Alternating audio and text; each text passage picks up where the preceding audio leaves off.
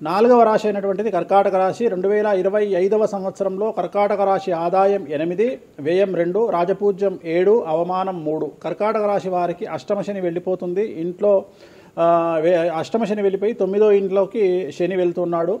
అలాగే గురువు వ్యయంలోకి వస్తున్నాడు. సో కర్కాటక రాశి జాతకులకు సంబంధించి చాలా చాలా చాలా అనుకూలంగా ఉండబోతోంది. కానీ గొంతు నుండి బొడ్డు వరకు ఏమైనా ఆరోగ్యపరమైన ఇబ్బందులు తలెత్తే అవకాశాలు మరియు కాళ్ళు చేతులు విరగడం లాంటి విషయాల్లో జాగ్రత్తగా ఉండవలేను. ఇక మిగిలిన విషయాలలో చాలా అనుకూలంగా ఉండబోతా ఉంది. ఈ సంవత్సరం విదేశీ యానము, విదేశీ వ్యాపారాలు, విదేశాల్లో పెట్టుబడులు కలిసి వచ్చే అవకాశాలు కనిపిస్తూ ఉన్నాయి. దూరమైన వాళ్ళందరూ ఈ సంవత్సరం తిరిగి దగ్గరయ్యేటువంటి అవకాశాలు కనిపిస్తున్నాయి.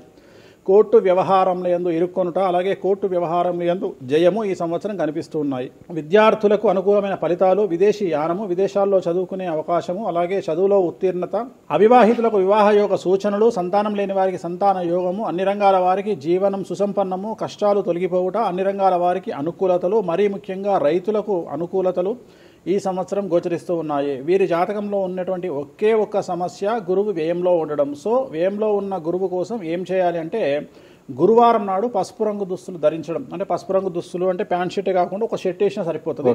అలాగే వీలైనప్పుడల్లా శ్రీకాళహస్తి గురు దక్షిణామూర్తిని దర్శించుకోవడం, అలాగే కామాఖ్యలోని బగలాముఖి అమ్మవారి దర్శించుకోవడం వలన వీరికి సమస్యలు తీరిపోతాయి.